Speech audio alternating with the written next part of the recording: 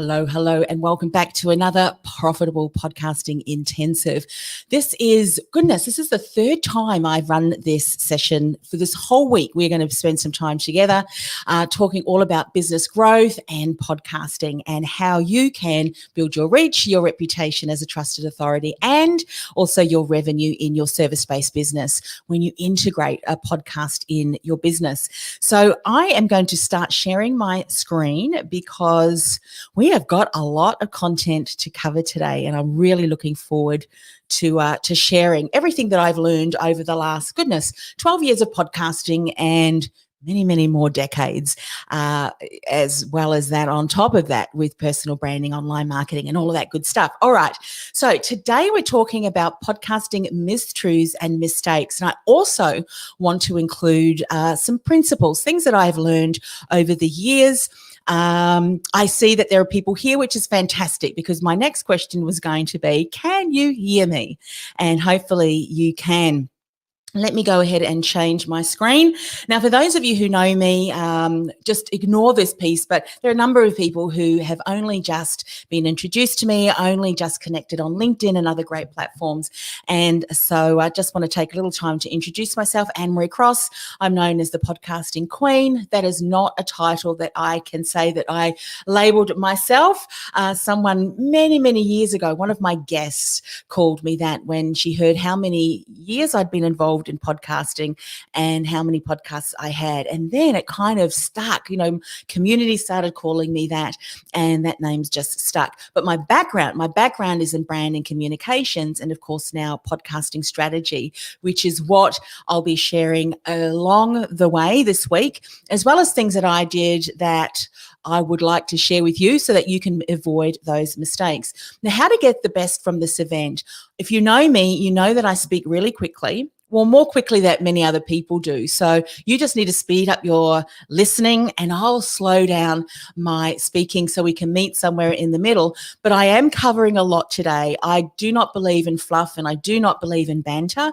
I want to share with you everything that I have learned. So if you haven't already, grab yourself a drink, make sure you've got a pen and paper handy, and you would have downloaded the action guide. So you can take some notes next to that. There is a number of things in the action guide that I've put in there already for you so that you don't have to take copious notes on some of the theory that I'll be sharing with you. And if you haven't already downloaded, go to podcastingwithpurpose.com/intensive.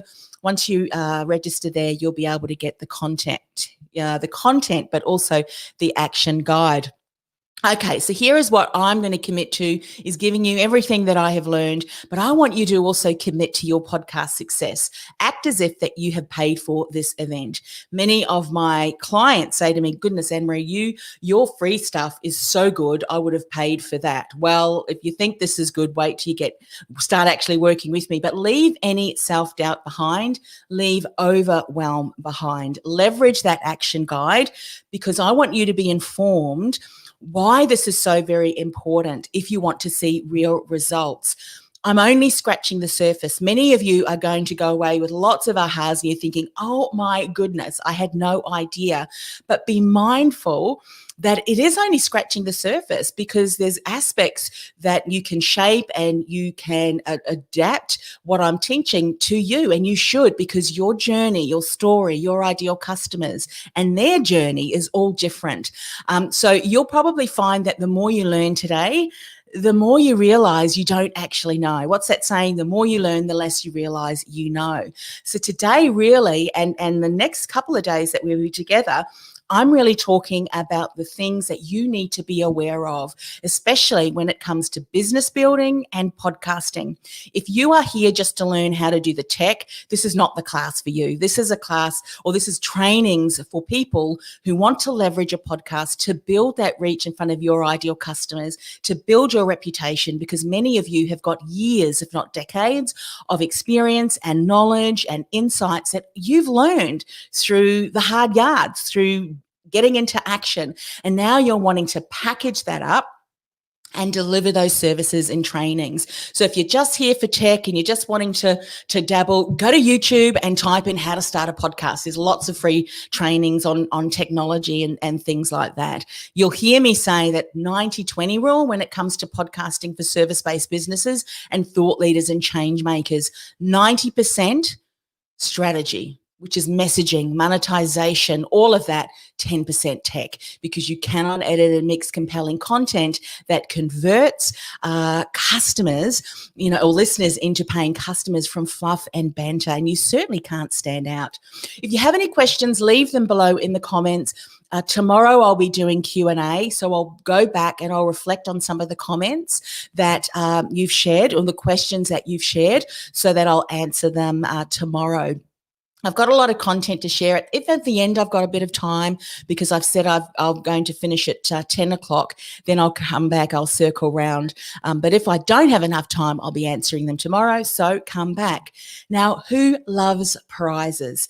At the end of today's workshop, I'm going to share how you can enroll or get registered for a scholarship for my 90-day idea to launch your thought leader podcast, which the next round of program comes, when is it? Starts in September. So you can go in the draw to win a spot in that scholarship or the scholarship in the program, and I'll share more at the end of today. All right, let me ask you, where are you on the podcasting progress pyramid? I'm going to go through, and all I want you to do is just leave a number in the comments here of whether you're a 1, 2, 3, 4, or 5. And by the way, if you are watching the replay, do me a favor and write #replay, or let me know where you are calling in from, so we can see how many people are coming from which side of the country or which side of the planet, and see just exactly where you're joining me today. All right, let's dive in. Stage 1 is where you are thinking about the possibilities. You're thinking about the ideas. You've got a bit of a vision and an overview of what you would like to do with your podcast, but you haven't done anything about it other than thinking about it. You would be stage 1. All right. And I'm going to go back after today's workshop and check in to see what stages are pretty much where you're all coming from. So stage 2 is where you've recorded your podcast. And this is something that I've heard a number of people say to me, and that is, I've recorded it and I've got multiple episodes sitting on my computer, but it hasn't been published yet and they're just sitting there. So if that sounds like you, you would be stage 2. So write 2 down in the comments. Now, stage 3, this is where you've recorded your podcast, you've published it, it's out there. However, what's happened is you've been a little bit inconsistent in publishing. So maybe you've realized that there's a bit of work involved, and maybe you've realized that you're not really generating the results that you wanted. Well, if that sounds like you, you would be in stage 3. Stage 4. Now, this is the stage that I was at for many years, and this is where it was recorded, it was published, and we were consistently publishing whilst we were building our reach and whilst we were building our reputation. We weren't really able to generate any real results. So that's stage 4. Now, stage 5, this is where you're publishing regularly. You've got a great community of your ideal customers following you and or engaging with your content, and you're able to then nurture those listeners into leads and then paying customers. That would be stage 5. So while you are just putting those comments below or the numbers below, just a shout out to Canada, South Coast in New South Wales. Fantastic, fantastic. Great that you are joining me today. All right, so let me know what stage you're at. Fantastic. So I also want to ask you too, why do you want to start a podcast? Let me know in the comments below, because I will be circling back again to see kind of the results. Why are you wanting to launch a podcast? This is kind of giving me an understanding too, especially for the type of articles and resources that I'll be creating. Will be specific to, what your goal is for your podcast. And one of the things that I often find people saying is, well, I want to start a podcast to build my brand awareness. Not many people know about me. I feel like the world's best kept secret. So I like comedy and comedy podcasts. Fantastic. That's great. Excellent. So let me know, why do you want to start a podcast? And what are some of the concerns? Please let me know about this as well, because I'll make sure that I address them in these concerns in upcoming workshops and even in the Q&A as well, to make sure that I can add value into this. But here are some of the common concerns. Don't know where to start. Technology confuses me. I don't have a big list. In fact, some of my clients even said I don't actually have a list at all to help launch my podcast. Don't have time to start or commit to ongoing. How much time do I need for it to start working for me? Anne-Marie, is often a question I'm asked. Or is it worth it? Will I get the results that I need? And so maybe this is one of your concerns. Let me know in the chat below. Or if you've got a different concern, let me know as well, because I will be going through and reading all of your comments. So just for those of you who haven't heard my story, I started my very first podcast in 2008. I was in the career industry as a personal branding consultant, a resume writer, interview coaching, job search coaching, helping people identify what their gifts and strengths were, their unique value that they offered to a potential employer, and then being able to find a role or a career that they felt fulfilled and motivated in. And back in 2008 was when the global financial crisis hit. And a colleague and I, we were just so disillusioned at the doom and gloom from mainstream media. And guess what? They haven't really changed much, have they? Still speaking the doom and still speaking the gloom. And so we said, we need to be the voice of hope and inspiration amongst this doom and gloom.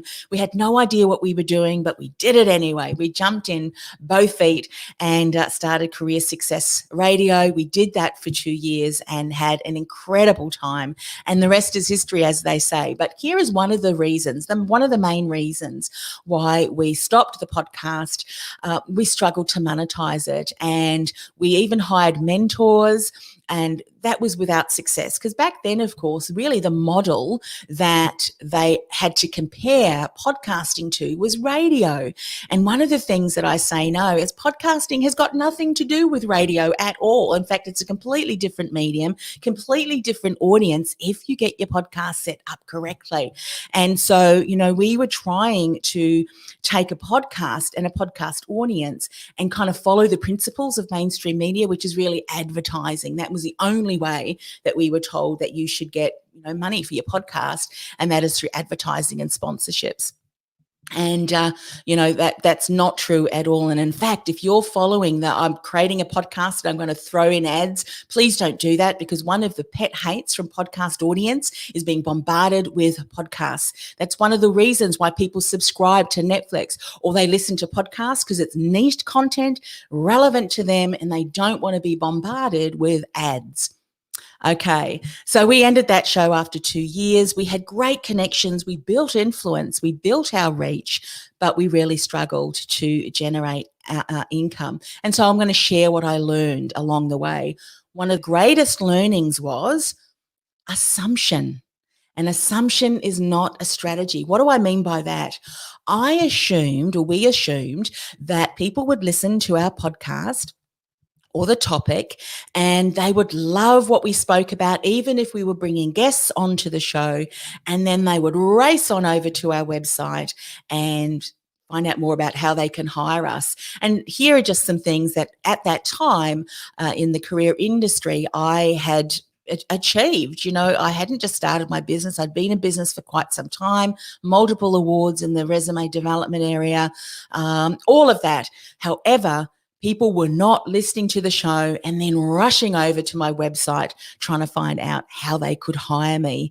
And so, maybe if you are considering what you're doing or expectations with your podcast, whether it's an existing one and not really generating results, or you're thinking of starting a podcast. Please do not base your strategy on assumption that you assume people will hear you and they'll go to your website. Fast forward, well, it's nearly 12 years now. We are in August, actually August, September, I think we started back in 2008. So I can change that to 12 years. But now known as the Podcasting Queen, as I mentioned, lots of things there. Don't really need to go into that today, other than to say, if you're thinking, why should I listen to Anne-Marie, come back to this particular portion of the presentation. And hopefully I'll have validated that I've learned a little bit of stuff around podcasting over the last number of years. But here are some of the things that I've been able to generate. And I do want to share this with you, because if you have the right strategy in place, and that's to do with podcasting, it's to do with messaging, it's to do with monetization. So you are leading, nurturing relationships from the word go from your podcast. When you're speaking with every episode, these are the things that you'll be able to generate if you do it right. And that is speaking opportunities. People will hear you. They will hear your thought leadership. They will hear you contributing to what the guest is sharing. So giving your viewpoint. They'll hear and they'll interact with you, and they'll want you to speak on their virtual stage or their in-person stage once we get back to in-person speaking. But for now, virtual's fantastic, because guess what? You just increased your audience or potential audience size by so much. It's probably going to, you can't count it in comparison to what you would be doing if you were seeing someone face to face or in a stage that was sharing and speaking in person.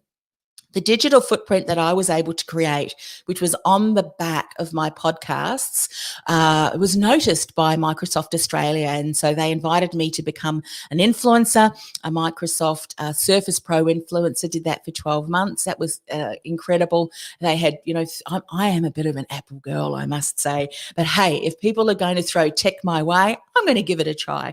So that was a lot of fun. My husband still uses the Surface Pro, and it's a good tool, good tool.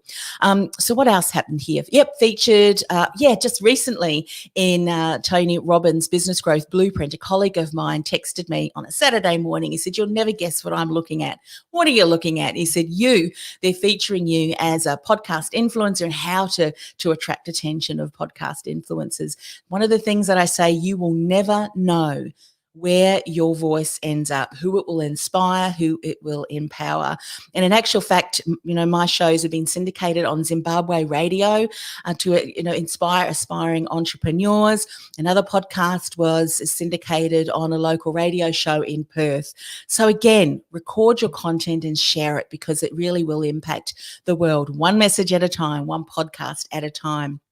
Brand awareness, securing clients, it really does work. And so I share here the Women in Leadership podcast in 3 episodes, because it wasn't until I launched Women in Leadership, and it was on the back of my worst business failure ever. Let's face it, everyone in entrepreneurship knows that there are projects that you launch, there are ideas that you have that you follow, and you put your heart and soul into it, and guess what? Didn't work out. If you haven't failed yet as an entrepreneur, think bigger, just try different things, take risks, because it is just one of those things as an entrepreneur. We take risks and we try out new things so that we know exactly what not to do, and then we can go on to teach others the steps that we took to finally achieve results. But anyway, Women in Leadership podcast, I started on the back of my worst business failure yet. And it was so bad, in fact, that I thought, this is either going to make me or break me. And as a bit of a stubborn person, I think probably an entrepreneurial spirit, we just don't let it get us down. It's built into us, isn't it, business? We just get back up on the horse. However, what I did in this instance was I was so burnt out, and I can really honestly say that I could see I had a bit of depression, not a bit of depression, actually, it was a lot. And I thought, I cannot create. I am a consummate creator. I love creating content, but I couldn't put 2 words together, and I could not write. I just could not create content and courses. But I said, I can speak, and I can ask good questions. I thought, I'm going to start a podcast as a way to deal with my, healing and my grief and loss. And I thought, I'm going to go out and Surround myself with awesome women in business, awesome women leaders in corporate, and find out what they did. So, what do? You immerse yourself with people who are there, who are going to inspire you forward. But you know what ended up happening? 3 episodes in, I got 2 4-figure clients from that. And I thought, man, if I can do that by accident when I'm kind of grieving and sitting, in amongst my grief and loss, what could happen if I went back, traced the steps that I took and then do that intentionally? And that's exactly what I'm going to be sharing with you over the next 5 days. So there you go. From your greatest challenge will often come your greatest learnings that'll catapult you into the next season of your life. I know, because I've been there and I've spoken to hundreds of entrepreneurs over the last 12 years that have experienced the same. What you need to do is make a decision that what has brought you here is not, and the challenges and the failures is not going to stop you, but rather you're going to use that as a foundation upon which you're going to step up to greater things. Let me just speak that over your life. So today I'm going to share everything that I learned through trial and error and tens of thousands of dollars. You're not going to have to spend those because I'm going to share with you exactly what you need to do. Let's dive into the 3 mistruths. Number 1, your microphone, the technology, i.e. this, is going to make all of the difference in you having a successful podcast. Well, it's certainly going to help with the audio quality, but as I said before, you cannot mix compelling content that's going to connect and engage, that's going to educate, and that's going to entice. It's going to seed and lead your ideal customer through the buyer's journey. And I'm going to be sharing more about what I mean in the buyer's journey in workshop 3. And so, from banter and fluff, and you can, even if you've recorded it on the world's most expensive podcast microphone. I remember after I finished the 2 years in my first podcast, I hired a mentor. I thought, I really enjoy this. I'm going to hire a mentor because I really want to take up what I'm doing to the next level. And I hired someone back then who'd come from radio, because not that many people were podcasting back then. And, the tech team, the audio team said, look, they've listened to a few of your podcasts, and they said they think they can improve your audio quality. What microphone are you using? And I said, do I need a microphone? I'm just using the internal mic. So if you've got any audio snobs here, you'll know that's, oh boy, my goodness. So I invested, I think it was $47 at that time, and bought myself a Logitech headset. And I used that for many years. You want to know what the best microphone is? It's the microphone that you have, because it's the message. Before microphone, it's your message, the message that your ideal customer is waiting for to hear, because you are the person that they're going to want to learn more from. So please don't think your microphone is going to make your podcast. It won't. The second is publish your podcast and clients will come. I wish I could say that were true, but it's not. It's like, reminds me of that saying, I built a website. How many web designers have you heard this from your clients? I built my website, but I'm not getting any business from it. It's like saying, well, I opened my store and I'm not getting any business from it. Well, you probably won't at the moment, because especially if you're not in Melbourne, because no one's allowed outside, just saying. But seriously, you have to have a strategy. You have to have marketing to build awareness, to bring people in. You have to do that as a business. And similarly with a podcast, don't just publish it. In fact, one of my colleagues, Keith Keller, who was my co-host in Career Success Radio, has always said, don't be a Mona Lisa in a paddock, meaning you could be this famous painting, but if you put it in the middle of a paddock, no one's going to see it. Or in this case, if you just publish your podcast across different podcast players, no one's going to hear it unless you've got some strategy around that. So that's so important. And thirdly, this one, I want to know, how do I get listed in the new and noteworthy? Do that and your podcast will be a success. To which I say, I wish that were true too, but vanity numbers are often misleading, and I would rather you focus on quality content, creating a quality audience, and continuing to really speak thought leadership into your area of expertise, because that is going to get you business. not vanity numbers. And so please don't be put off with that. I remember Women in Leadership, that one that I published. I didn't go back till, can't remember, probably a month or so after we published. And then I noticed some comments there, found you on New and Noteworthy. I didn't even realize we got on New and Noteworthy because that was just not something I focused on. I've even had colleagues that I've heard have had to shut down podcasts, even when they've had millions of listeners, because they weren't able to monetize that. And I share with you, and I think that's in workshop 2, so that'll be on Wednesday, my podcasting positioning quadrant. And so this is where I share that you can really be an influencer, you can really be a celebrity and have a lot of listens and downloads, but it's still not going to position you as a trusted authority where people are actually investing in your expertise and programs and products and courses. So stick around for workshop 2, which is on Wednesday. Tuesday night if you're in the US, because I'm calling in from your future, remember. All right, let's dive into the mistakes and some principles. So this is where you really need to get your pens and paper out.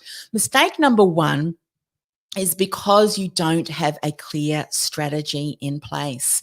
What do I mean by not having a clear strategy other than, hey, let's start a podcast, I want to get my message out? That is not a clear strategy, and it's certainly not going to generate the results that you want, nor is it, I'm going to figure it out on my own. I'm going to just hope for the best. Hope is not a strategy either. So here is what you do need to have in place. And this is podcasting principle number 1. You have to have the right strategy in place, and this is the end in mind. These are just some of the things that you need to consider. What are you monetizing in terms of, in the back end? And please, please, please do not tell me that you're going to be getting sponsorships and advertising. Monetize your own message before you monetize someone else's. I've certainly had sponsorships with Ambitious Entrepreneur Show too, external sponsors, but they were very much aligned with the message and people that I had either purchased services of, using them, and I knew it was relevant for my existing audience. You need to monetize your programs and your expertise as a service-based business. Do you have your core business foundations in place? A lot of my clients actually who are going through my core business foundations will know I have on and on and on about this. It was the biggest lesson that I learned, and I'm going to share with you in a moment why that's so important when we're looking at our business's growth and the stages of business growth. If you don't have your core business foundations in place, and I'm going to share with you what they are in a moment, then you're not ready. You have not yet got clear enough end in mind to be able to launch a podcast strategy over the top of your business growth strategies. What stage is your client journey? What does this mean, Anne-Marie? What do you mean about client journey? Well, some of my clients, or prospective clients, when I'm talking with them, I'll say, well, what do you want to focus on most? Do you want to focus on new customers? Or, and we know this to be true as well, all business coaches and marketing coaches know that it costs a lot more to generate new clients than it is to keep existing clients. So your podcast strategy may be nurturing existing customers to retain them. And so different content strategy. So depending on where you are using and leveraging your podcast. And most important of all is an integrated strategy. That is so important. So on workshop 2 on Wednesday, I'm going to be talking about my podcast pipeline. And it wasn't until I established that number 1, I didn't feel so overwhelmed because, as business owners, we're often told and taught we need to be on all the things, all the platform, content. But I realized that I would wear myself way too thin if I wasn't integrating my strategy. And I love social media. I'm one of these people that love bright, shiny objects, using them and then implementing them to see how I can get them to work. These are just a few of the things that you should be considering before you launch your podcast. So here are the 3 stages of business growth. I'm only reflecting over these briefly because I want this to be an aha for you. If you're thinking about launching a podcast and you suddenly realize, hang on a minute, I need to take a step back first and get these things into place. So the 3 stages that I like to keep things simple. So 3 stages: the lean stage, the leverage stage, and the legacy stage. Let's talk about briefly what each of those are.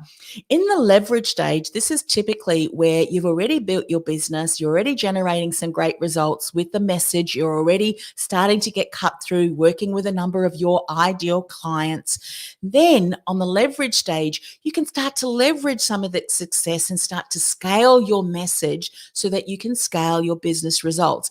And this is where you would think of podcasting, you would do more Facebook Lives leading into your launch strategy, maybe a YouTube channel, speaking, writing a book, a lot of marketing to get that message out more at scale so that you can amplify the results that you're getting. But that sits in the leverage phase. You don't want to do that until you've got the core business foundations set up in the lean stage. So this is your niche. Where are you carving out your niche? And I know that you're sitting there thinking, oh, Anne-Marie, don't talk to me about niching. Well, guess what? And I'm going to write something around this in one of my LinkedIn little snippets is, don't let that, I know that already. I know that. Those 3 words, I know that, is probably one of the 3 words or phrases that's going to stop you from having a breakthrough, because you're probably saying to them, I've already defined my niche. Well, if you're not generating the results that you want, I encourage you to go back and revisit and dive deeper into your niche, because you're not speaking into his or her world. That's why you're not cutting through. Anyway, your signature brand, how are you different? And if I was to say to you, okay, you've identified a brand, what's your thought leadership aspect of that? Where are you positioning your trusted authority and becoming known as that? And are you starting to be spoken as that person in that area? If not, you need a little bit of work to do. Signature system, this is your IP, signature programs, different ways people can work with you. That's an easy yes. And the digital asset, which is part of your opt-in system where you get listeners off your podcast onto your list where you can nurture them. But it starts off with something quite simple. If you don't have these things in place, that's what you need to focus on. The end in mind for you is get these in place first, and then you can move forward into putting a podcast over the top of that. And by the way, if you've just realized I need to go back and work on these things first, my next core business foundation starts September, same time as the podcasting course. So maybe for you, the podcasting course is not, the 90-day idea to launch, not quite ready yet. Let's get your core business and foundations first, because you need to build your lean stage, then the leverage stage, before you can build a legacy stage. And that is when really you're the CEO of your business. You're really the driver of the vision, the mission.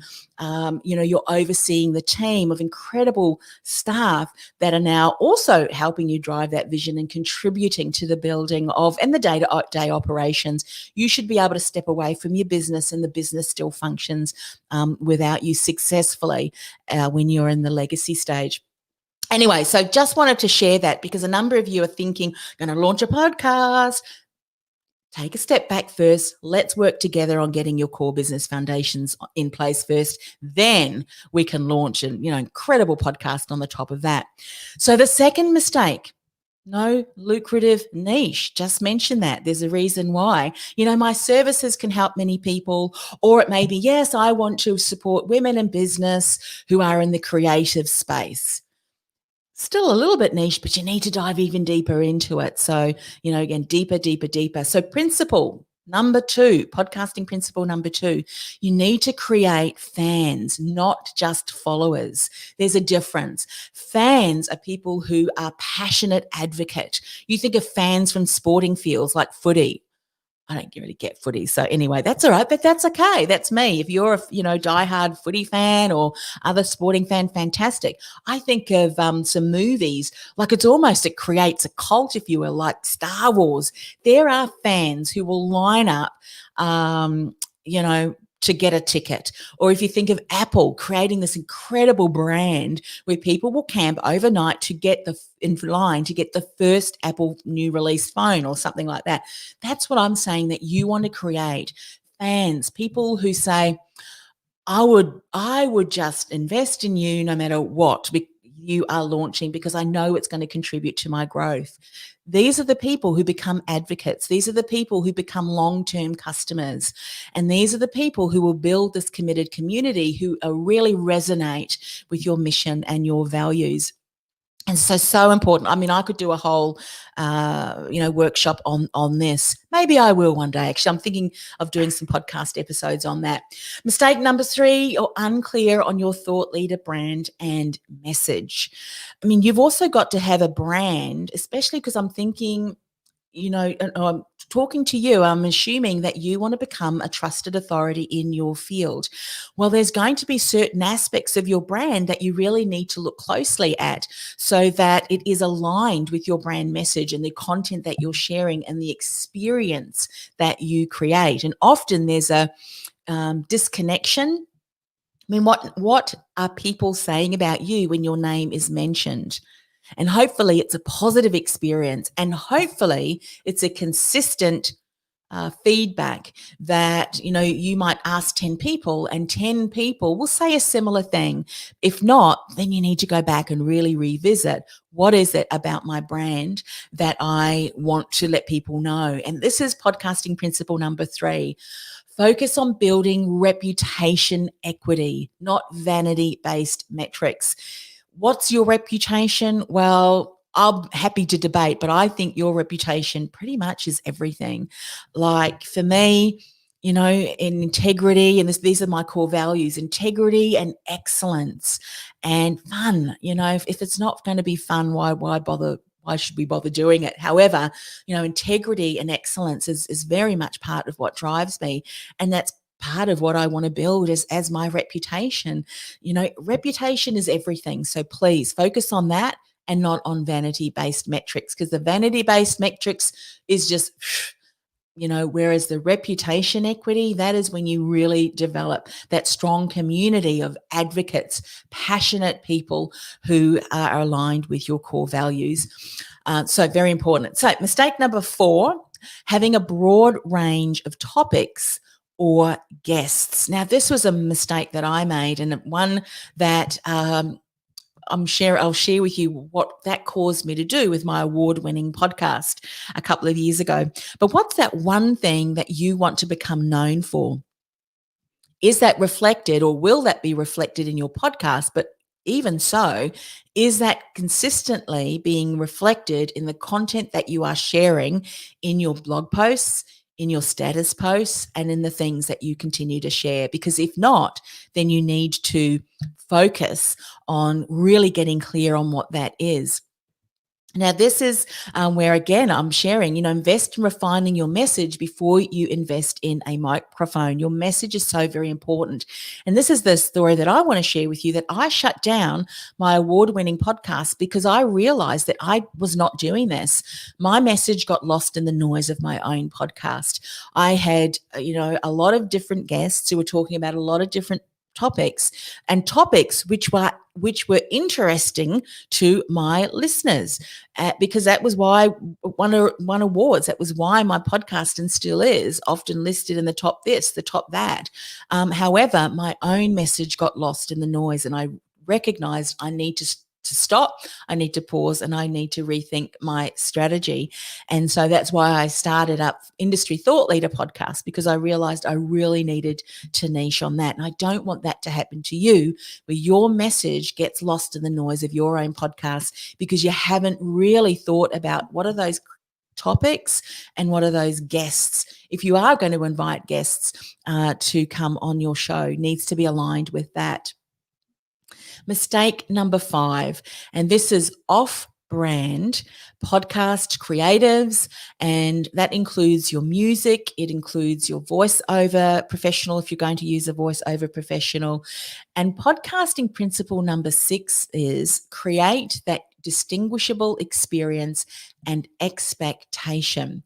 I remember with all of my podcasts, music, I was very clear on the type of music that I wanted. It needed to be upbeat. It needed to kind of, start creating like what people wanted to bop, in their seats. And I mixed all of my podcast episodes, including the introduction music, and even the outro as well when I was interviewing guests. And so they would hear that introduction music. And so many of them, this was back in the day when I wasn't live streaming at the same time, so many guests said, I love that music. And guess what? It just created something in them that just really inspired and empowered them. And that was done with intention. It really was done with intention. So when people listening to your music and they're listening to the voiceover professional, does that, before you are even introduced, is it creating a platform upon which you can step and then continue that experience that you've created? Not a lot of people think about that. And, what's the first thing often people will hear? And it is music, or it is some form of creative branding. Thank you, Michelle. Says, love this, Anne-Marie. Good. Please feel free to write down questions if you have any. You've probably got a lot of information coming your way anyway, but it looks as if I might have some time after the content that what I'm going to share with you today, or want to get over to you today. So what experience or consistent experience do you want to create? Now, this is something that I really want to encourage you to think about. Do you want people to be inspired? Do you want people to laugh? Do you want people to be, what is it? What is it? Write down some comments in the comment section here. But again, if I think about my experience that I want to create, I want to inspire. I want to inspire hope. I want to inspire possibility. I want to inspire, a gentle kick up the backside to say, hey, guess what? This is possible for me too, for my audience, because it is possible for them if they get the right information and, the right action steps. And, those are the kind of things that you need to consider when it comes to the experience. Now, music, but also in graphics as well. And I was discussing with my clients, some of the clients going through this round of the 90-day idea to launch your podcast series. When we were podcast program, we were talking about graphics because they started to create their podcast graphics. And for some of them, I said, some of you may use your own image. Some of you may use your own image on your podcast. And one of my clients said to me, yeah, but you're not using your image on your podcast. And I go, yeah, I did that with intention because I want people to see themselves as the industry thought leader and not me. I don't want people to look at and see my face as the industry thought leader. I want them to see their own faces. So I've created a graphic which has a microphone and a world, because that kind of sets the expectation that they are going to be the thought leader. So there was intention behind that. So, even so graphics and colors, all of that reflect and speak a brand message. And if you can identify what that is for you and capture that in all of your creatives, you will create a consistent message that speaks to your ideal customer. All right. Mistake number 6, uninspiring show or episode introductions. Remember, I spoke to you about your ideal customer journey and where you're going to use your podcast. Is it in the introduction stage where they're only just building awareness of you? Well, if that's the case, you don't have the ability to speak too much about who you are and what you did on the weekend. Or sometimes you have hosts, if they're co-hosting, that go on and on and on about certain things which really is of no interest to your audience because they don't yet know, like, and trust you at the level that you've got got their permission, if I can use that term, to waste their time. And that's quite a harsh statement. But when people are listening to a podcast, they're coming for content. They're coming for a particular topic. You have not validated or given them any information yet. Remember, we're talking about reciprocity. I just said it. That's a word that I often stumble upon. Reciprocity. Okay, so, you exchange a value. When you give really great value and people are giving of your time and they know that every time they spend with you, you are going to give them real value, then you've got a little bit more leeway to be able to share some certain things. And they're also interested. I know for some of the people that I follow, my mentors, I like to get behind the scenes snapshots or some of the things that they're doing in their personal lives, but not necessarily if I don't yet know you. So be mindful about what you're stacking at the front of your podcast, because you may just turn off your ideal customer, which also validates point number 2, the lucrative niche. Are you, or do you know your ideal customer so well that, everything that you speak about is of relevance to them? So please, no boring black fluff or banter. This is podcasting principle number 5, which is learn compelling communication techniques that captures and cultivates a highly engaged audience of fans, people who love you. And this is where a lot of my training in NLP really helped, and not because I'm using it in an in a unscrupulous manner, but rather to cut through the skepticism. One of our worst, in this I'm talking about individually, one of the things that will often stop us from investing in ourselves or taking the right steps is skepticism or unhelpful beliefs that won't allow us to move or shift through something. And so, what we often will do, in our podcast, and this is what I train, is that it really matters on what content you put in the placement. That success stories and customer examples are fantastic, but there's certain there is a certain timing in the topic and in the show format that matters. I mean, you'll hear me talk about episode 0, and you'll hear me talk about the first 3 episodes and why that's so important. Great strategy on its own. But there are components in episode 0. There are components within episode 1, 2, and 3 that are very much strategically discerned. Compelling communications techniques. There's different ways that we can share metaphors and stories that allow people to be taken on a journey, your ideal customers taken on a journey, so that when they're ready to take that next step and you invite them to do so, that they will. And this is, these compelling communications techniques. I just don't get on and just ramble. There is method in everything I do, intention. So be mindful of that as well. Mistake number 7, ineffective calls to action. This is one that I'll often hear: subscribe to my podcast, or another one, leave a rating, leave some feedback. Now, there's nothing primarily wrong with this at all. In fact, incorporate that. But this should not be the method or the strategy that you are incorporating into your podcast as the calls to action. A far better call to action is principle number 7. Establish a robust list building strategy and compelling seed and lead initiatives. I'm going to be talking more about that in workshop 3. So come back on Friday when I'll share what I mean by that. Your call to action, remember, your podcast, every single episode should connect and engage with your ideal customer. There's 3 E's that you need to be incorporating. You need to obviously engage with them. You can only engage with them if you know who they are, your lucrative niche. You need to educate them.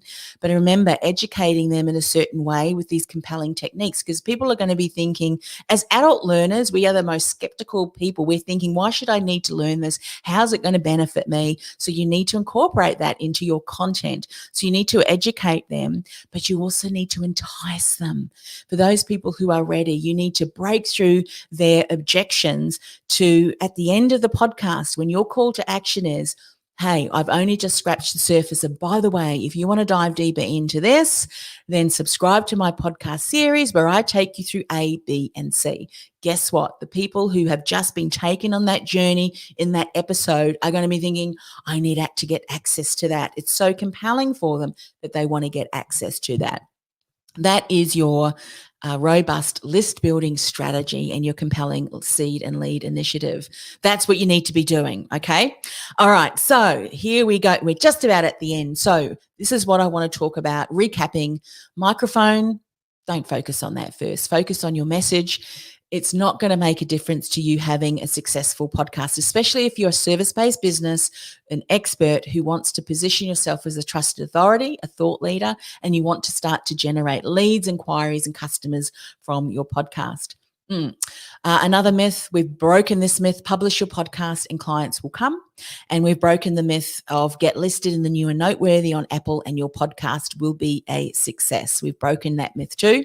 Just a recap of the 7 common mistakes: no clear or correct strategy for you, no lucrative niche, unclear thought leader, brand and message, broad range of topics or guests, off-brand podcast creatives, uninspiring show or episode introductions, and ineffective calls to action. So be mindful of that.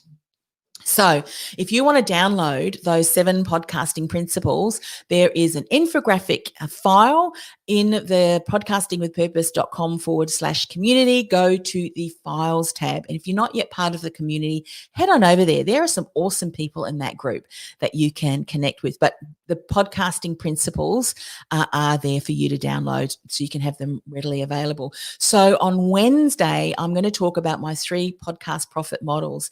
These were the models that I created after taking a step back and kind of documenting the steps that got me to a stage where I was able to generate those 2 4-figure clients from the 3 episodes that I'd launched in that new podcast. So I'm going to be sharing with you what you have to have in place and what those models are. But tomorrow we're going to have a coaching call where the Q&A. So before you go, or if you're watching the replay, please leave your questions down in the comment section because I will go back and answer those questions tomorrow. I'll also be answering some questions live if you only just hearing about it. And I've got some questions up my sleeve as well from people who've already asked, but come back tomorrow. The link's not yet live. I'm going to be setting up that link. So give me about, 10 minutes after today's session finishes to get that ready for you. But before we go, I do want to share with you how you can go in the running for the scholarship for my 90-day Idea to Launch Your Thought Leader podcast program. It is jam-packed with lots and lots of goodies. The things that I told you about how to do those compelling communication techniques. I give you the step-by-step by steps. We talk about branding. We talk about, your niche. Everything that I spoke about, actually the 7 mistakes and the 7 principles we cover, and then some in the program. So I've got you covered. Get registered and get yourself in the running to win this prize. You'll also get a private launch consultation call with me so that we will map out your podcast pipeline. And we've also got some emergency calls and all that kind of stuff. So the prize is valued at $3,497. So you're thinking, how do I enter? Well, this is what you need to do. Attend all 3 workshops or watch them live, watch the recordings. Share your biggest aha from each workshop. Now, where you're sharing your biggest aha has to be inside the community, podcastingwithpurpose.com/community. At 10:10 today, there will be a post that says, what is your greatest aha? Put your aha under that post. That's how I'm going to be able to monitor what you've shared. Now, if you want some bonus points, share a selfie with your action guide, your workbook, and make sure that you post, you tag me, whether you're on Instagram, whether it's Facebook, whether you're on LinkedIn, or maybe you want to do that across all 3 platforms. And I'm going to announce the winner at the celebration party, which is my Monday of next week. That's when we share a little bit more about the program, the 90-day Idea to Launch program, who's winning. And then I know a number of you are also going to join me on that. But to find out more about that, podcastingwithpurpose.com/win. Okay, got a few minutes to spare before the top of the hour. If you've got any questions, so let me just see. Let me go back and share some comments here and some questions. So here is someone that says, and I don't know who that is. So anyway, to you who said to become known and to lead to work. Well, fantastic. You are in the absolute right place. Welcome, welcome. Here is a concern that I won't be listened to. I don't know where to start. I have so much to say. How do I make it exciting and relevant? Yeah, absolutely. One of the greatest ways that we can often overwhelm our potential customers is if we want to provide value, don't we? We want to provide incredible value. So what we do is we try and give them everything that we know. And what ends up happening is we end up overwhelming our potential clients so much more that they don't do anything. We're almost overwhelming them into inaction. So absolutely, there's a process, there's different stages in you sharing content. So again, you can lead them along that buyer's journey. So I love that. Good. What else do we have here? Michelle, thank you for being here. Love this, Anne-Marie. You are welcome. Yes. Hope, inspiration, and motivation. Absolutely. And Michelle says, I'm going to rewatch this. Great content. Then questions. Fantastic. Thank you for being here. That's good. Any other questions that we have? Let me just go back and answer this about making it exciting and relevant. Well, if one of your values is to be exciting, one of the things that we also need to consider is, who is our ideal customer and is exciting important for them? Because sometimes what happens is we put ourselves under so much pressure and expectation that our customers aren't even desiring other than for you to step out in your best, sharing relevant information.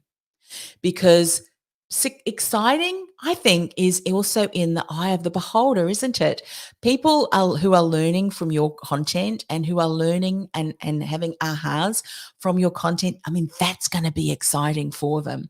Now, that's different than if you've got quite a bubbly personality. And the reason I share this is, as a podcast host, when you think about branding, you also need to bring that to life, don't you? You have to bring that to life. That's why when I look at branding and particularly at the branding system that we use, we also look at it. Well, how do we bring that to life? What is so authentic for you that you don't have to try to be anything? Because if we are trying to be something that we're typically not, we're going to be exhausted. Specifically if you're bringing, your brand story and your conversation to life on your podcast. And if you're doing live streaming, like what I'm doing now, if I'm being something other than that, who I am, I'm going to be exhausted at the end of the time together. So be mindful. Being relevant means that you really need to dive deep into, well, who is my ideal customer? What are they struggling with? What is, their greatest problem? And what is the greatest problem that has the most urgency? That's so important too, because often what I find is that when we identify our ideal customer, there are a lot of different issues, there are a lot of different struggles, and there are a lot of different challenges that we have to help them overcome, or that they need to overcome. But we also need to look at, okay, so what's the first place that I need to help them with? And that also has to have the greatest urgency. So that's really very important. That's how you make that relevant. All right, got a couple more questions for this. So Michelle, you're bringing questions in here, so we'll answer these. So your niche broadly. How do I really hone and feel happy with this when I have so much to share? Okay, so what you need to do is, I've got an exercise for you that you can do, Michelle.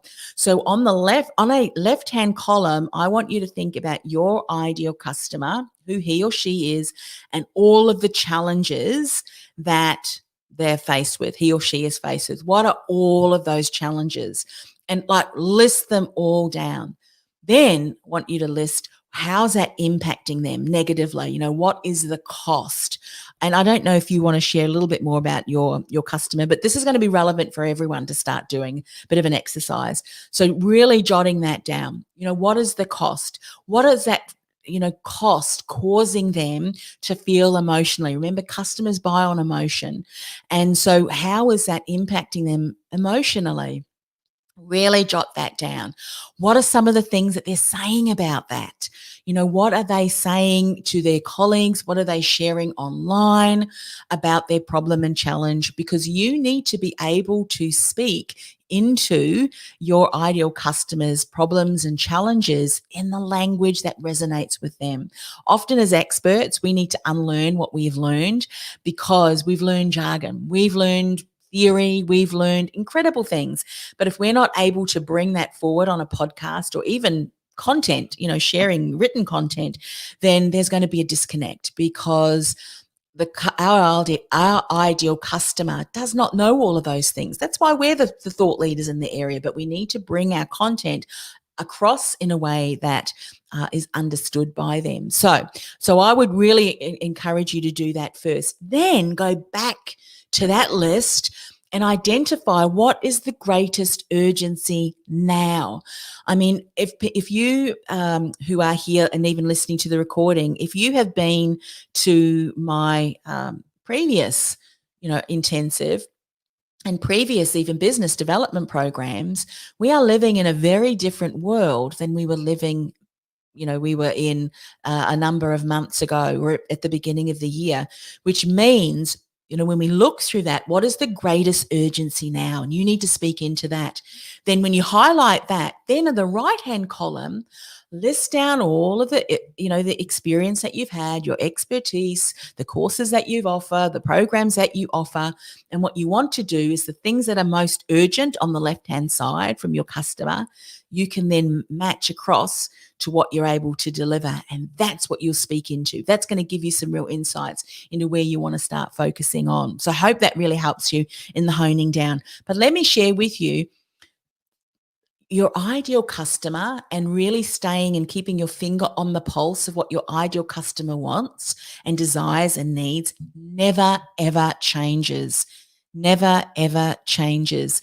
And so that's really important as business owners. It never stops. I'm always looking. I hang out in the comments on LinkedIn and even on Facebook or any platform, actually. I just sit back and watch what people are saying. It is a gold mine, an untapped gold mine. Okay, so Kayleen, can we share our biggest ahas on the replay to be in the running for the scholarship, please? Yes, yes, yes. But go, Kayleen, to podcastingwithpurpose.com/community. And you will see a special post that I am going to publish in about 10 minutes where you'll see, your greatest aha. So go and put it there in the community, podcastingwithpurpose.com/community, and you will be in the running for sure.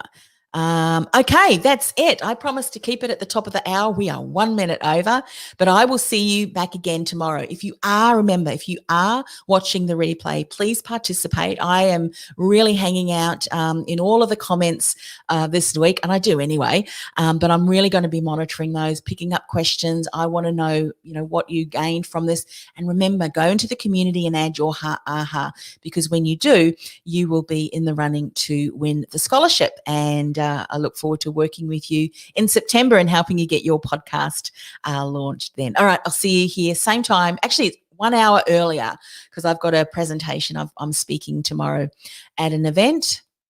So we will be meeting at 8 o'clock, 1 hour earlier. All right, bye for now.